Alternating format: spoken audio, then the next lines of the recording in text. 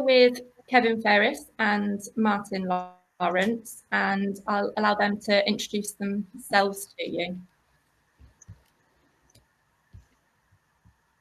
Hi, I'm Martin Lawrence. I look after the Railway Runners. We formed the club back nearly 9 years ago now. And when we initially started, we wanted to have a fairly small running club, or we envisaged a fairly small running club, doing a few runs a week. We're here now 9 years later, and we've got over 2,000 members, and we have over 50 runs a week. So there's quite a lot of activity going on in the club. But when we formed the club 9 years ago, we had 4 key principles around being fun, social, value for money, and for the benefit of the runners. So we try to keep a lot of fun in our runs and all the different types of runs that we do, keeping them very social as well. And one way of making sure we interact is through the social media and very much through our Facebook pages, and we'll come on to talk about how we use those a bit more. But we also try to make it the club value for money. So we charge our memberships £5 a year for membership. And if they want to, they can add on the England Athletics fee as well. And also for the benefit of runners, for all runners, we do quite a lot of beginners groups to get people running, and through to the much more experienced and the faster runners. So we try to have something for everybody. We'll try to talk through some of that as we go through the session as well. But we try to keep it really fun and social, and very much encourage runners as well, and encourage the ethos of running and enjoying the running to our run leads, so that gets cascaded down as well. But we also try not to be afraid and not to say no to things, and try to encourage new things to go on in the club. So there's just a little bit of background on the club and where we come to, and we're continuing to grow all the time. And a lot of things now fit into a routine, but we always like to try new things in the club. So can you tell us a little bit about how you use social media and what the various platforms are that you use? Yeah, I'll take this. This is Kevin. Good evening, everybody. We have, as Martin said, over 3,000 members now, 40 runs a week. There's quite a lot of content to cover. So communication is critical to making the whole thing work. And Martin will lead with weekly emails. We've got obviously the standard website. Where social media kicks in is to complement all of our news communication. So firstly, it promotes what runs we've got, what runs we've had, what events we've got coming up. So it complements the existing news platforms that we've got. Secondly, it promotes and reaffirms some of those club values that Martin was just talking about. So whether that's around showcasing some of the abilities or disciplines across the broad spread we've got in the club, or generally it's about we like feel good vibes, and a lot of those club values come out in the post, and we'll show some examples of those in a bit. And thirdly, it's one that really lands with Martin is it's free. it's really fast way of communicating. So you can finish your run, for example, with a run post, or you're at an event that's live, and you can post it, and within seconds you can communicate directly with your community. And we've got our demographic in the club fits Facebook really well, and that's where Facebook is really effective for us. We've got lots of people that basically are checking into Facebook every 30 minutes in their into day-to-day life. So why not use it as a channel to communicate all our running news and content? So it works really well for us, and we'll talk about a little bit more detail on how that works. The other part of the question was, what do we use, and why? These are the primary platforms we use: Facebook, Twitter, Instagram, Strava. We're coming on to develop with some thoughts on YouTube. You can see the numbers there in terms of the followers we've got. We use them for slightly different things. With Facebook and Twitter, this is the primary channel to complement a lot of our news. So we're pushing out news with this channel. It might be about run previews or reviews on the runs that we've had, what runs are coming up, what events we're promoting, complementing the email and the website content, really. Instagram is a really good platform that lends itself for delivering some of those core values, and I'll give you some examples of those in a second. But we'll have content here that's talking about some of the social side, or some of the broad spread and the abilities that we've got, and different types of runs that we offer and work with on the club. Strava, Garmin, these are on here, but these are more community driven. So users will have, there is a club, Strava group. It's not something we manage or lead with. This is sort of user content driven, if you like. And then, as I said earlier, YouTube is something we're looking at the moment, but this is likely to be similar to Instagram, where we're looking at YouTube to promote some of those club values. So good news stories and good vibe stories.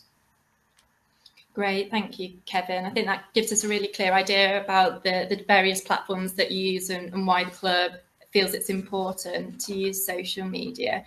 How do you then use those platforms to really engage with your members? And do you tend to use any of the various features of the different social media platforms?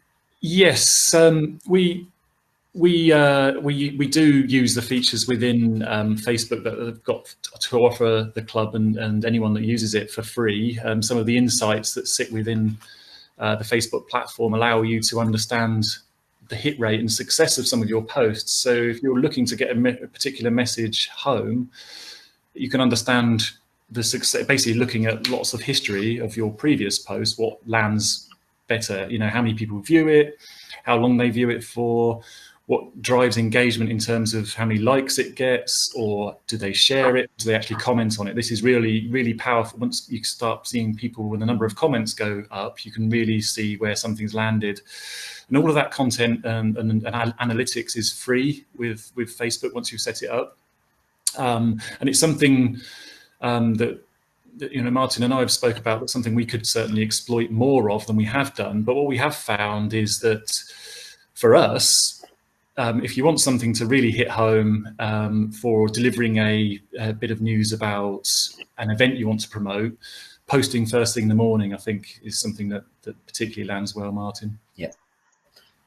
Yeah, certainly early morning posts go quite well. Sometimes we do get in the evening, because we have a number of runs going on, we hit quite a few posts in the evening. So occasionally we want to do a big announcement. We try to avoid it going in the evening, and we'll schedule that to go early morning or during the day. So hopefully it's then at the top of our news feed for longer until the evening runs start to kick in. So there's always a consideration about how long you'll get something at the top of your news screen, so it hits as many people, and making sure it doesn't get lost. So it's just something you have to consider, especially with Facebook. Yeah. I think for anyone that's listening, you may all be aware of some of the features that the social media platforms have. If you're not, it's worth, I guess, having a little look into. So, for instance, the insights feature that Kevin was referring to on Facebook, you're able to, the admin is able to access an insights function that allow you to see just how many engagements a post has got. So whilst a post might have, say, 30 likes, it might be that actually 200 people have actually engaged with that post, i.e. they've seen it. So it's useful for you to be able to find out who has seen it at what time of the day. Okay. So carrying on from there, ways we use Facebook as our primary channel, I suppose. This is what I've done is just pull together some screenshots and some examples just to show the variety and the type of content we have.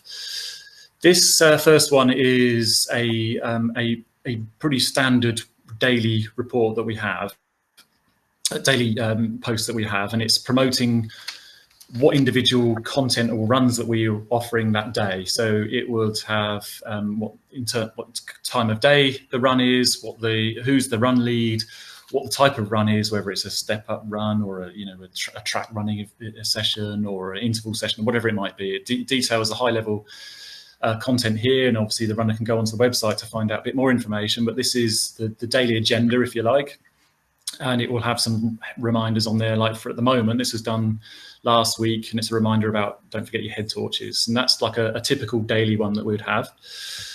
The other type of content we would have, again tapping into some of the stuff we were talking about earlier, celebrating success. This is a post for one of our runners that's got a special local achievement award, a certificate for sporting achievement for Milton Keynes, MK Sports, and you can see some of the content there, and obviously the number of likes that this has at the bottom. 51 comments, 1 share, and it's liked or reactions from 246 people. So a really powerful post for us, a likable character.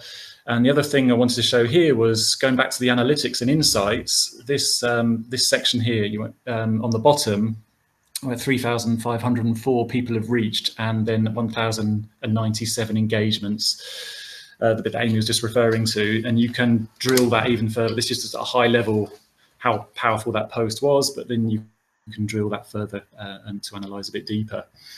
On the right-hand side, examples are screenshots of a post that Martin will do, sporadically, generally once every weekend. He'll ask, to keep it personal, how did you get on at the park run, or how did you get on if he knows there's a lot of races on that weekend, how did you get on with races at the weekend? And you can see the content.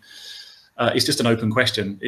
Sometimes that will get a handful of comments or responses, and other times you'll get, like in this example from, again, a couple of days ago in October, 32 comments. Really powerful, people engaging in writing back their dramas they had over the weekend of all the mud and whatever else in this example. So that's another example of ways we use it. This set of examples here are, again, typical. We will post after certain events or runs that we've had. So we'll post after the weekend's club runs, or we'll post after cross-country runs in this left-hand example, or after a marathon. Some of the guys went out to Chicago. The post there in the top. And at the bottom, we have got regular beginners runs, and they all graduate after their beginners course, and then we'll post. There's some posts there. So just some examples to show the variety of different types of runs and different types of posts that we've had. And then finally, something that's worked really well for us. We trialed last year, started to go live streaming. Facebook's got this function on for going live, and the trial worked really well. And it's something now we must start getting more coordinated with as some sort of idea and strategy. But basically, you can use this in 3 different ways. And unfortunately, we can't show you the live video on here, but by all means, go onto our Facebook website and have a look through all of these live videos that have been posted. These 3 examples are, the first one where you can see Martin there is just finished a run, and it's done sporadically, ad hoc. There's an opportunity to grab an interview with someone at the end, which he did, and it's capturing that raw emotion and the authentic, the energy that comes out, and it's just done off the cuff, and it worked really well. Other ones were these 2 bottom examples where we schedule some live videos, and we'll go out a couple of weeks or days beforehand saying, tune in at this time of the day on this day. We're going to have an award ceremony for, in the bottom example, it was the Tour of Milton Keynes award ceremony. Come in and see who won the trophy for whatever the event was at the end of the week. On the right-hand side is tune into this event. This is our annual Knees Up Christmas Do. And at that event, we will award our club ballot place for the London Marathon. And a couple of our lucky people who have been unsuccessful in the marathon ballot get an opportunity to go into this ballot, and it's a big event for us. And we used it really well and had massive engagement with people tuning in live that weren't able to go to the event themselves, but they were at home and tuned into it to see who would win, or if they would win the club ballot. So have a look at those to see how they might or might not work in your world, but it's certainly something that's worked really well for us. So that's sort of Facebook. Happy to sort of pick up any questions, of our experiences at the end on the Facebook side. Instagram is the next big one to focus on. This was one that we started just over a year ago, again as a trial. And it's something that works. And as I said earlier, it lends itself really to promoting our club values. We don't use this to duplicate or replicate anything that we've just put on Facebook. Facebook and emails and website does that really well, or giving news.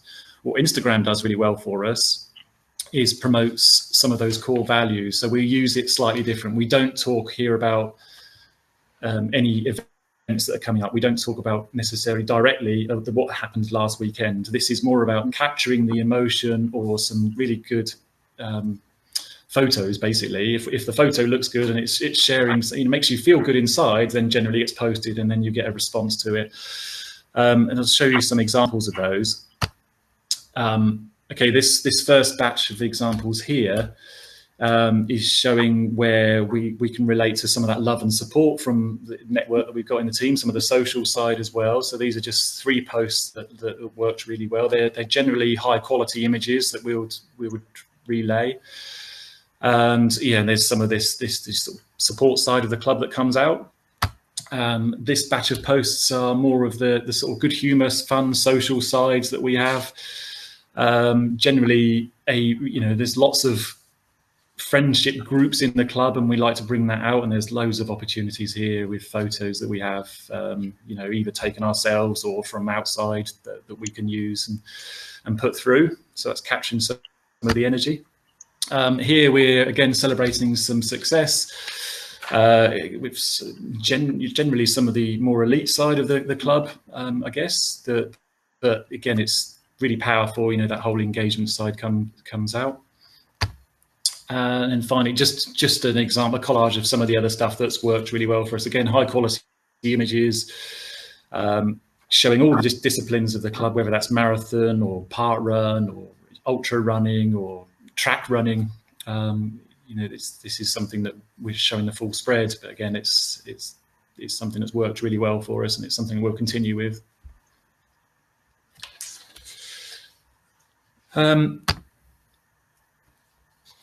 Yeah, okay, great. So thank you so much, Kevin. I think that gives a really good overview of some examples of the way in which the club uses the various different social media platforms. I think what would be really useful to understand a bit more about is about how the club goes about managing various social media platforms. So whether you have any sort of key principles about how you use social media, who's able to post, who can view the content, and how regular you post onto these sites. Yes, certainly on the Facebook side, we're having 50 runs a week. We've got about 50, 60 run leads in the club. And when somebody becomes a run lead, we give them admin rights to Facebook, which means they can post. And we give them the option. They can either do a post-run post or just let us know separately how many people are on the run, so we can keep some stats on how well the runs are performing. But most of the run leads decide they do want to post on the club page with a brief status update on how the run went, and quite often they'll do a photo as well from the run.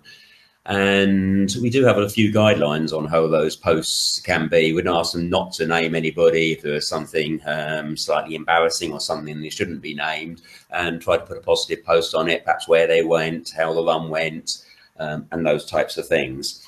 We also say to the run leads to put and anybody who posts on behalf of the club, that they put their name in brackets at the end of the post, just so we as admins know who's posted, and just make sure they take responsibility for the posts that they're putting up, because lots of people have different responsibilities to post to our Facebook page, not just the run leads, the committee members, and people organising certain activities and events for the club. So we'll ask them to put their name in brackets as well. Always be polite and make sure we use appropriate photos as well. Obviously nothing that would upset other members of the public or something incorrect, not that we'd ever do anything like that, but make sure we don't, we don't share inappropriate photos. I mentioned also we'd never name anybody negatively. And what we also very much drive into the people who can post to on the club is they are posting on behalf of the club. So any personal comments or personal posts they want to put up, they do it as themselves. And Facebook does allow, it's slightly tricky sometimes, but Facebook does allow you to swap between being an admin and posting as yourself. A lot of that has to be done on a main computer, but if they've got anything they want to post personally, then we ask them to post it as themselves. Doesn't mean we do have to manage the page and just keep checking what is posted every now and then, but most of the run leads understand that principle, and it's usually a case if they forget, they'll put something up themselves, and we'll just remind them and potentially delete the post, or just keep that managed for us. I suppose, Martin, because you're such a large club and you have so many run leads who are then able to have admin rights to post, that obviously I would assume increases the amount of sort of monitoring and watching what's posted, or potentially the amount of posts that are being posted. So do you have any sort of guidelines around how often you want people to post? You know, is there ever too little or too much? We did initially when a couple of years ago, we used to post before each run, but having 5 or 6 runs in an evening, we were finding we were getting 5 or 6 posts just saying, oh, there's a run at 6 o'clock tonight, there's one at 7 o'clock tonight. So we took the decision that we would do one overall post for each day, listing all the runs that would happen each day. Although they're listed on the club website as well, we do a Facebook post. It just reminds people what's happening and happening each day. And it does, you'll look at that post and think, oh, there's 6 o'clock run tonight, I must go to, I'm going to go to that one. Yeah. It does encourage people to attend the runs. And it's always a difficult balance of how much stuff we put on our Facebook page. We've often thought, you know, we put quite a lot up on our Facebook page, but I almost treat it as being the old chip paper analogy. When you've got your fish and chips in the newspaper, it's only valid for that day and then it's gone. It's not a library of posts. I mean, you can scroll back, but it's quite a lot of, it's quite hard to find posts that go back a few days or weeks. And we have our club email for that type of thing, where we will take out the main news stories that we want all our members to see. They will go into our club weekly email as well. So it's very much a chip paper. We hope members of the club at least would try and sit, you know, if ideally we suggested them, well, perhaps one point in the day you go onto the Redway Runners Facebook page and have a quick scroll through the 6, 7, 8 news stories a day. So but some people will go on there a lot more than that. So people manage it in their own way, but it's just getting that message out as much as we can to people. Yeah, and you talked earlier about that scheduling of posts, you know, early morning and in the evening. Is that something that you talk through with your run leads and other admins that have access to post on Facebook? Yeah, what you can do with a Facebook page is you can schedule posts to go onto the club page. So we try to schedule them when they're effective. So we usually post about 6 o'clock in the morning for our daily runs. But 1 or 2 of them, we do have one at very early morning run at 5 o'clock in the morning. That daily post goes out at 5 o'clock the night before, so that people will see there's a run at 5 in the morning. So we very much like to use the tool of scheduling, and that also means that we can balance out some of the news stories as well, and so they're not all going at 2 o'clock on a Friday afternoon, so we can balance them across. And when you talk about scheduling, is that a function that you use actually via the social media platform itself? So for instance, via Facebook, do you schedule it in so you write the post, I don't know, maybe on a Wednesday, but you schedule it to be published on a Friday, for instance? That's right, yes. We'll write it a few days in advance, and on Facebook pages you can schedule it to go out at the time and date you want, if necessary. Yeah.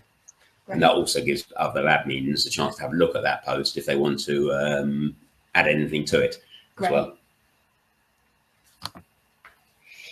So in terms of you know, what you've achieved so far with social media, can you talk us through what some of the challenges have been that you've faced as a club using social media, and also what you would now say are some of the really important considerations to using it? I've already mentioned guidelines that we want our administrators on our Facebook page to make sure they are, when they're talking on behalf of the club. So they're not posting their own personal opinions and things like that. And we'll very much make sure that happens as much as possible. But it's very easy to forget and do a post. We may take that, remove those posts if necessary. only the run leads and admins can post it on the Facebook page. Originally, when we started the club up, we started it as a Facebook group, but we found that quickly that what would happen is every post always went to the top. So if a member posted something about they'd been on a run that evening and they'd forgotten their head torch, that post would go above a key news story. So Facebook pages give us much more of a chance to manage the content that we want to put out to members and make sure it's club specific content that we want to get out. We also use other Facebook for other activities as well. So we have our main Facebook page for the club, but then we have subgroup groups that we have a Facebook page for our run leads as well. So our run leads can communicate between each other, and they will use that for things like if they're not able to make a weekly run and they're going to be on holiday, they can post onto our run lead group to see if anybody can cover for them. And that is particularly successful for us in doing that sort of thing and picking up run leads. So we're making sure all our runs happen as they should happen. And it's only very occasionally we have to cancel a run because we haven't got a run lead available.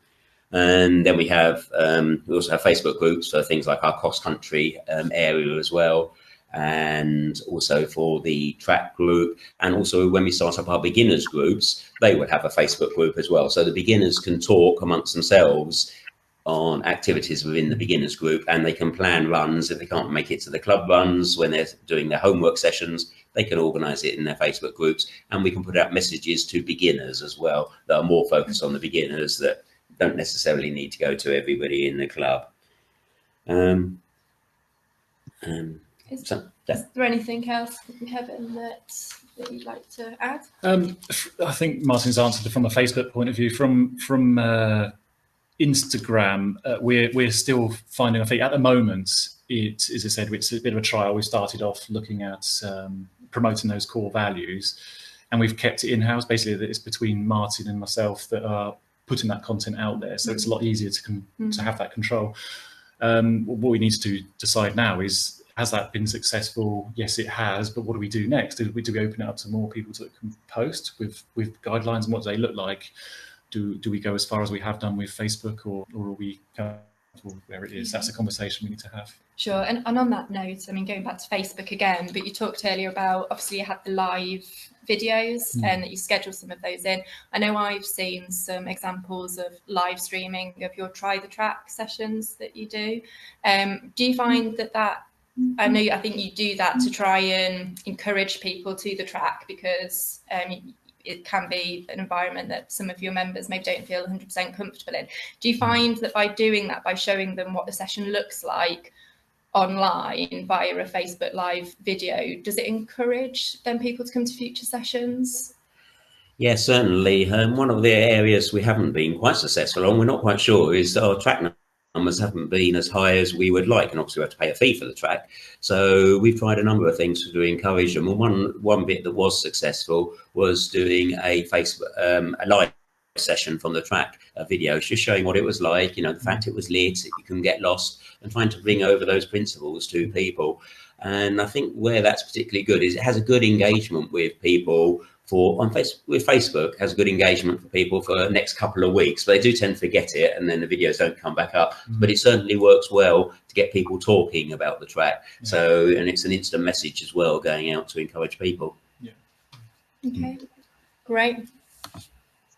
So clearly a key consideration for all clubs using social media to engage with their members is how to establish a safe online environment. England Athletics are currently developing a resource for clubs, but we would recommend that clubs take a look at the guidance on the CPSU, the Child Protection Sport Unit website, and thinking about what steps your club can put in place to establish what's acceptable behaviour online and what's not.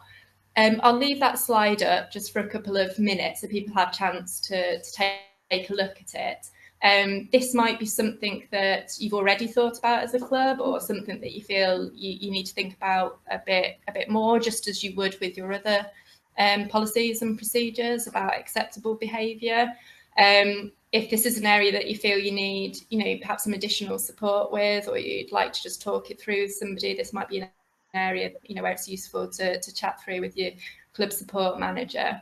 So I just leave that on screen just for one more minute, but we can always forward on and signpost to other pieces of guidance.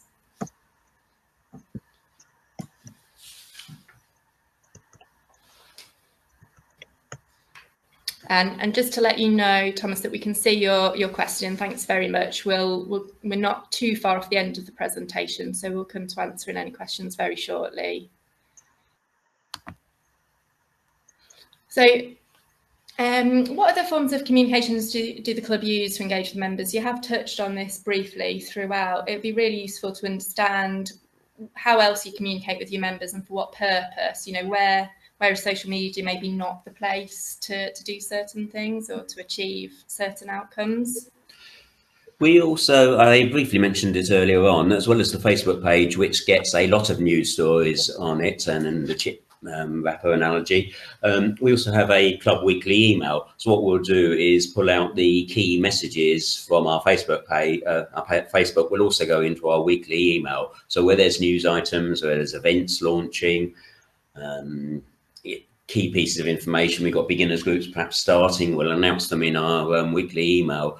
And also, one of the things we do in our weekly email as well is sometimes the news will go in there first. So if we've got something that's being opened up, there's a limited number of places, we will put it into our weekly email, because we recognise not everybody uses Facebook. You know, I would imagine probably something like 80 or 90% of our members are Facebook users or can read the Facebook. There's a fair percentage who don't use Facebook, so hence it'll go into the weekly email. And if we put it in the weekly email, I think every single member of our club, we've got an email address for them, so they will get that email unless they've opted out. So they will get that email where we will announce things that they might want to book or get involved with.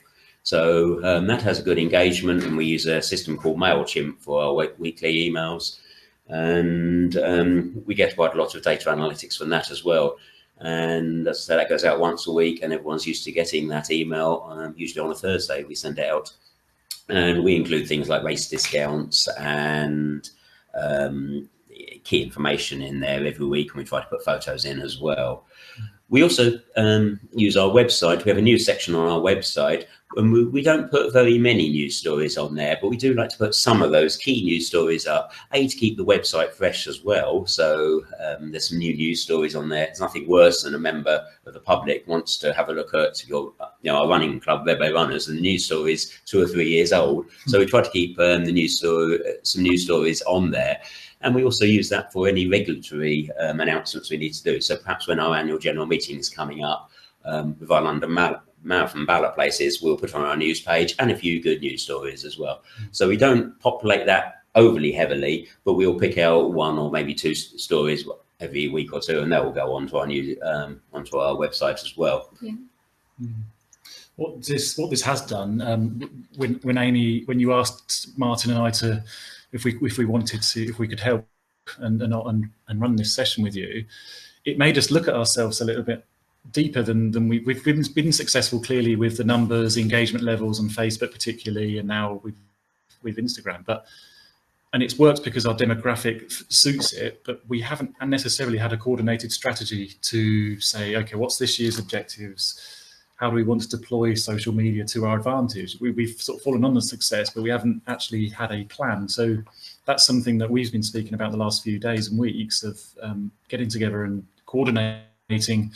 Where does website and email and social media, Facebook particularly, fit? How do we best deploy it as a coordinated thing? That's something we'll pick up in the next couple of weeks for sure. The other thing we want to look at, I've mentioned earlier, is YouTube as well as what particularly powerful tool with perhaps more so the younger generation in terms of demographics coming through, but it's equally powerful where you can use YouTube as to promote some of those the club values that we spoke about. So that's something else we'll bring into the mix as well. So is it fair to say some things you'll think about is the type of members that you have, what their motivations are, and equally kind of how you can can engage with those most effectively. Yeah. And using more of the analytics that's available to us as well than we perhaps have done. It's something that's there for free, as we said, and that could help steer what the strategy looks like in 2020. Mm-hmm. And just, I guess, the other side is making sure we keep it manageable as well.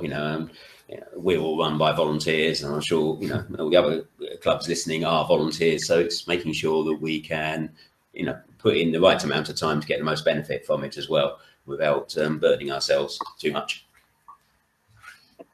Okay, great. Well, thank you. Thank you very, very much for sharing what you do at Redway Runners. This has obviously been an opportunity for us to share what one club does. There are lots of different ways of going about using social media, and it might be that you listening have some other suggestions and methods, and we hopefully might get a chance to open the floor a little bit. We can see that there's some questions, so I'm going to pass over to Tanya, who's going to help lead a bit of a question answer session now. Thanks, Amy, and thank you, Martin and Kevin. Could you just someone type in the chat box just to confirm you can hear me? Brilliant, thank you. Okay, as Amy's mentioned, if you type any questions in that chat box on the right hand corner, we've had a few submitted already. So first of all, Thomas had a question on how you deal with different age groups. So Martin, Kevin, I don't know from particularly the older members within the club in terms of social media, is there anything you'd like to add around that?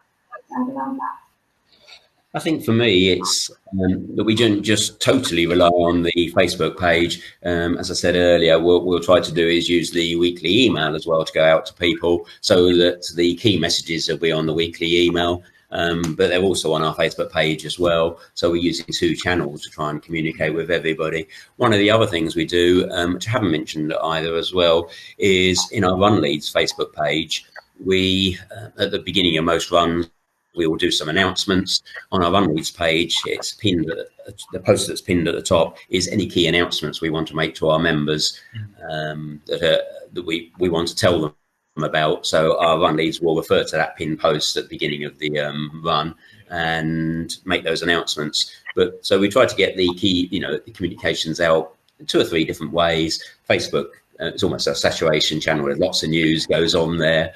We'll distill that down a little bit more to the key messages we want to make sure people see in our email, and then we'll do some announcements at the beginning of runs. But obviously we have to keep those quite brief, especially in this time of year when it's fairly cold and people want to get running. So we try to use as many of the communications channels that we want. With the younger age group, we obviously we do have a youth group. They have their own WhatsApp group. It's not WhatsApp, Instagram group for managing their communications as well, because that way it's one way as well with Instagram. In terms of, I think Martin's totally right. It's a complement to other news that we're already presenting, so it complements and it's helping reinforce it for the people that are on social media anyway. They're looking at it every 30 minutes, so why not be in that space where they're looking at it at the same time? So it complements what we're doing elsewhere. And actually Facebook, what we've seen is it's not just for a particular young audience. It pretty much every generation, my mum and dad's using it actively. For example, it's not what it was 5-10 years ago now. Facebook is definitely out there as a primary channel. So it's when it's working. Yeah. And the other thing I think is we will see some people who post a lot, but a lot of people will just, that's the right term, but lurk. So they'll just read the posts and won't tend to comment. They might like, but they won't tend to comment. But sometimes people will ask questions on there as well. I might come to the next question. Yeah. Brilliant. Thank you both. A comment that's been made by Michael, which follows on from that in terms of juniors. So just to highlight that for the rest of the group, really. In terms of managing open and closed groups, which I know we referenced earlier on. So Michael mentioned here that they've now got a members only group for that particular aspect of the club. So I guess it depends upon what the purpose of that group, whether it's internal communication or wider marketing and communication. If anyone else has any experience they'd like to add, please do pop that in the chat box and we'll come back to that. Okay, we had a few more questions.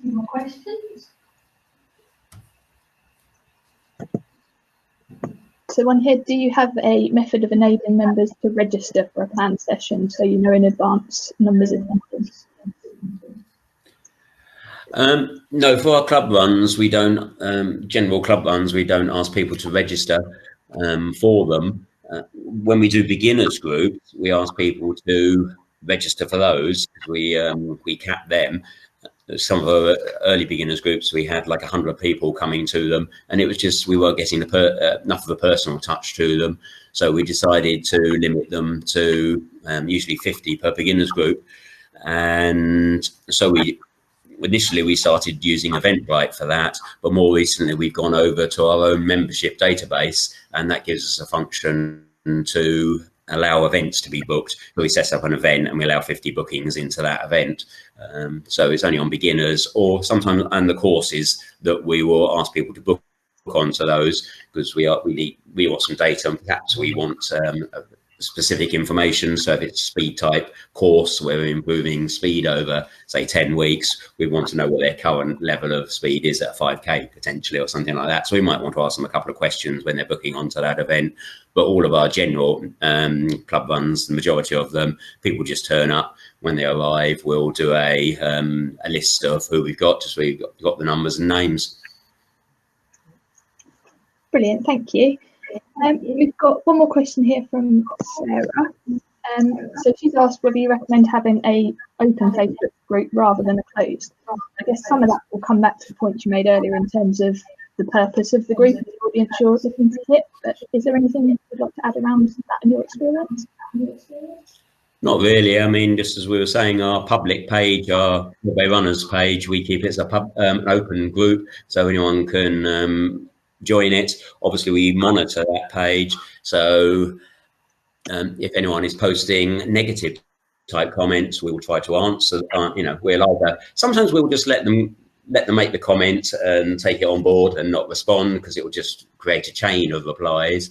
If it's sometimes we'll respond to give an answer from the club, and sometimes very rarely have we had cases, but we have had a couple where people keep going on to try and promote things like drugs and things, or spamming the page. So in those cases, and only occasionally, there's a functionality to ban someone from the page as well, and it's a very small number that we've had to do over 8 or 9 years, probably about 4 or 5, where it's more that people are trying to promote something we wouldn't want promoted or have the club connected to.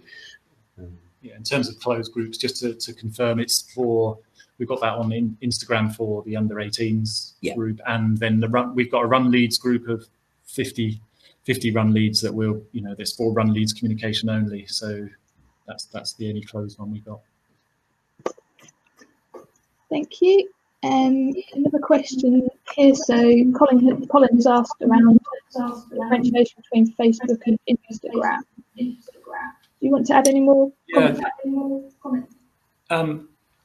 Colin, yeah, this is something that was we were talking about earlier. Is we've got primary use for Facebook is to complement the news of the club, whether that's about runs or old runs, or whether it's about promoting events or runs. And the primary use for Instagram is to focus on promoting those club values of social side, the good humour, the value for money, the sharing of the high achievement, to as in aspirational or inspirational posts. So that's generally what we use Instagram for. There's high quality pictures that will be maybe once a day. It's not saturation at all. It's just more about the feel good. If it makes you feel good, then that will go on Instagram, and the Facebook's more about the news. The photos are where the photos really say 1,000 words sort of analogy. And the Facebook's more about saying, telling people about things or things that have happened in the club as well. I think certainly an observation of mine of the club is that the club is quite keen to live by its values. And I suppose Instagram, it seems to be one way that the club I guess, tries to bring those values to life through images. That's probably an observation I'd make. And I look at it as well. I mean, it's trial and error, but I sort of look at Instagram and think, what would I want to see? And I don't like seeing junk on there. If it's good aspirational stuff and images, I'll like to follow that as a thread or on my newsfeed. If it's just repeating what I've seen on Facebook, or it's just a load of words or adverts, it switches me off. So I just assume that would switch our audience off as well. Thank you. That's really useful feedback. Paul has mentioned that side Instagram and WhatsApp seem to work well for their club as well. I think we've got another question here around administration. So it sounds very hands-on for admins. I feel how much time commitment is involved, and I guess that's going to again depend on the size of the club and the level of engagement. But for your club, how do you sort of manage that in terms of time? Yeah, because I do tend to manage a lot of the Facebook activity, Martin here, and yeah, I do tend to monitor it quite reasonably heavily. My wife would probably say too heavily, but it does take a fair bit of thing. But because we also have 50 administrators, they will also answer some of the questions as well. But I will try and go on probably 2 or 3 times a day just to have a look at the notifications on the page, and you can see where people have made comments. Just have a quick look at them, and if they need a response, I will reply to them. The other aspect of Facebook pages, which we haven't mentioned as well, it gives people the ability to message you as well. And more recently, we are getting more and more messages to our Facebook page. But I guess the other side of that is they would have sent us an email anyway, so we've had to reply to it. And if they're sent by a Facebook message, there's a chance that lots of people can then answer those messages as well. So yes, it does take time, and the more news content you put up, the more comments you are going to get. So it's getting the balance right, I guess, and seeing how much time you've got to. But it is a worthwhile investment if you want your club to be successful, I believe, personally. Brilliant, thank you, Martin. Another question here around the club's use of Twitter and how much of a part of the club's social media that does or doesn't involve. Yeah, we haven't touched on Twitter too much. We do have a club Twitter account as well, Redway Runners, and we have the functionality with our Facebook page for feeds to go directly through to Twitter.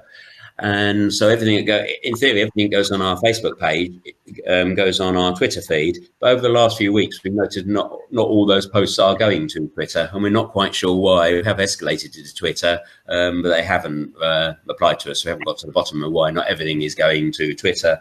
But I think most of our members realise that Facebook is the place to go for your news for Redway Runners, and that's the channel we've chosen more. But we don't do specific posts for Twitter, and we have been talking about doing some specialised tweets for Twitter, and that probably could be something we take into our social media strategy when we look at it. Should we have some separate content for that, or do we not want to build something else to bolt on to what we've already got? Yeah, I was thinking the same, Martin. We've taken a strategy that it's another newsfeed in the same way Facebook is. But the numbers speak for itself. Facebook's got 500,000, followers, and Twitter's got, nowhere near that. So, do we need to adapt and have a rethink about if we use it, how we use it? So that's something we'll definitely take forward. Brilliant, thank you. Some really good questions coming in, so thank you, everyone. This one, I guess, is integral to the discussion point in this presentation in terms of how much of an impact do you feel social media has had on membership and participation? I think for me, we used Facebook from day one as a club. We were, 9 years old. Facebook was around then, so it was sort of key to the way to get messages out to our members. And yes, without a doubt, it's grown our membership. A lot of our members do want to go, not just do the run and then go home and that's the end of the day. They want to go on Facebook as well and to get the news for, news about the runs they've been doing and what else is going on in the club. And it creates that real excitement, social side to the club. Definitely. And just keeps the activity going on for longer, and people can talk about it if they want to. If they don't want to go onto Facebook, obviously, there's no necessity. Completely agree with you, Martin. That I've joined the club 7 years ago, and as a runner now heavily involved in some of this sort of background stuff with you, and I've joined, and through the social side can see that the social media side has made me engage more with the club, promote it through my friend network, and help drive members of the club. And now I've got a whole new group of friends as a result of it, and I think social has played a part in that, definitely. Brilliant, thank you. In the interest of time, we'll take one more question. So we've got a question from Thomas here. Have you found that over time your approach to social media has changed? And in terms of membership size, how much impact that's had perhaps from when you first started to now when you've got much higher membership? I don't necessarily think we've changed our approach to social media. We did have a look at, say, a while ago, the number of runs we were posting pre the run. So we tried to cut the number of posts down pre the run. And we tried to be a little bit careful what we post. Like I get quite a lot of emails about we're a Milton Keynes based running club, so I might get an email about a race in Scotland or what they want to promote, and won't necessarily put that onto the Facebook page, just to not swamp it with stuff that's not really that relevant. And often that might just go into the club weekly email. So it's very much a judgment call, I think, really, about trying to get it right for your club. Again, what you can afford to put, the time you can invest in it, and making sure it goes to the membership as well. So whether you've got 10 members or lots of members, it's worth putting those news stories on your Facebook page if you can, if they're relevant. Excellent, thank you. In terms of the small club, I think it would definitely help. I don't see how it wouldn't, in terms of promoting some of that online, offline, social comments and engagement with your community and your club. I definitely recommend it, or at least having a go with it. Excellent, thank you. Thanks ever so much, Martin and Kevin, for a really interesting presentation, and for all the questions and answers that you've answered there at the end. Thank you everyone for giving up your time this evening and logging on to the webinar. I hope you found it useful and informative. If there's anything you'd like